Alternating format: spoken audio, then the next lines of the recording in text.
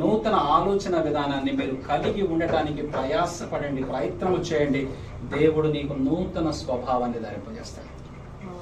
దానికి ఉదాహరణగా బైబిల్ ఏం చెప్పదంటే, వంగళ పురుగు సీతాకోక చిలుకగా మారక మునుపు ఎలా ఉంటది? వంగళ పురుగు అందంగా ఉంటుందా? సీతాకోక చిలుక ఎలా ఉంటది? You must be like that. నువ్వు అలా ఉండాలంటుంది.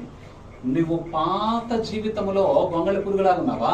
నీ పాత ప్రవర్తన దేవునికి భయంకరమైన అసహ్యకరంగా ఉందా? ఆ ప్రవర్తన అంతా దుష్టత్వానికి సంబంధించిందా?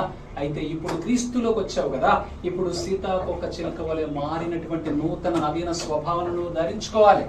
వాక్యము ద్వారానే నీకు అదంతా సంక్రమిస్తుంది, నీకు లభిస్తుంది. దేవుడు నీకు ఇచ్చినటువంటి వాక్యము ఇట్స్ ఎ గ్రేట్ ట్రెజర్. ఇది ఒక అద్భుతమైనటువంటి నిధి.